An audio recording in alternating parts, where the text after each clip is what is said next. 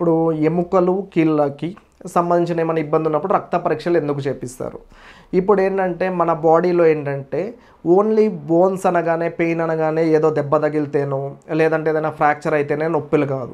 కొంతమందిలో ఏంటంటే మనకి అది ఓవర్లయింగ్ ఏం లేకుండా కూడా నొప్పులు వస్తుంది.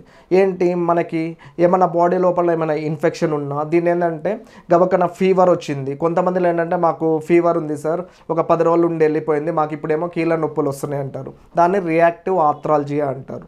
అంటే మన బాడీలో ఏ ఇన్సల్ట్ జరిగినా, ఏం డ్యామేజ్ జరిగినా, సపోజ్ ఏమైనా బ్యాక్టీరియల్ ఇన్ఫెక్షన్, వైరల్ ఇన్ఫెక్షన్ ఏం జరిగినా ఏమవుతుందంటే మన బాడీ దాన్ని ఫైట్ చేయడానికి మనం యూజ్ అయ్యే ఇన్ఫ్లమేటరీ మీడియేటర్స్, మన రక్తనాళాలు, రక్త కణాలు ఇవన్నీ ఏదైతే మనకి హీలింగ్కి యూజ్ అవుతాయో అవేంటంటే కొన్నిసార్లు మన జాయింట్ల లోపల కూడా రియాక్షన్ లాగా వచ్చి అన్ని నొప్పుల్లాగా వస్తాయి అన్నమాట.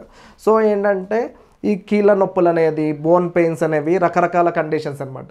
కొంతమందిలో ఏంటి పెద్దవాళ్ళలో కాల్షియం సరిగ్గా లేకపోయినా, ఫాస్ఫేట్ సరిగ్గా లేకపోయినా, విటమిన్ D3 లెవెల్ సరిగ్గా లేకపోయినా, లేదంటే హార్మోన్స్ అనమాట. మన హార్మోన్స్ అనేది పారాథైరాయిడ్ హార్మోన్ ఉంటుంది, క్యాల్సిటోనిన్ ఉంటుంది, విటమిన్ D3 ఉంటుంది. ఇవన్నీ ఏంటంటే బోన్ని కరెక్ట్గా దాన్ని తగిన మోతాదులో బోన్లో ఉంచి స్ట్రెంగ్తన్ చేసే హార్మోన్స్ అనమాట. ఎట్ ద సేమ్ టైం ఇవే హార్మోన్స్ గుండె కొట్టుకోవడానికి కూడా పనిచేస్తాయి. సో ఆ ఈక్విలిబ్రియం ఉండాలన్నమాట.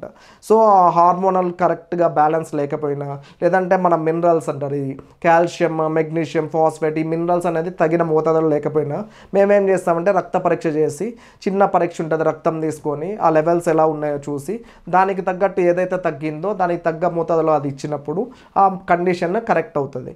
కొన్నిసార్లు ఏంటంటే ఇది రుమటాయిడ్, కీళ్ళ వాతాలు అవి అంటారు. అందులో కూడా ఏంటంటే మనకేంటంటే రుమటాయిడ్ ఫ్యాక్టర్ అంటారు, RA ఫ్యాక్టర్ అంటారు, యాంటీ-CCP అంటారు.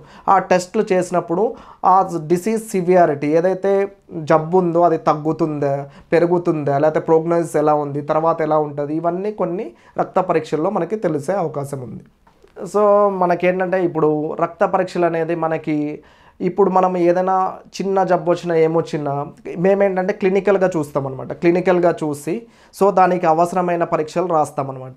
ఇప్పుడు మనము ఒకటేసారి పెద్ద పెద్ద పరీక్షలకి వెళ్ళి మనకి అవసరం లేని పరీక్షలు, లేదంటే MRIలు, CT స్కాన్లు అంత పెద్ద ఖర్చుతో పోయేదానికంటే మనం చిన్న రక్త పరీక్షల్లోనే మనకేంటంటే మన బాడీలో రక్తంలో ఏంటంటే మనకి అన్నీ తెలుస్తాయి అన్నమాట.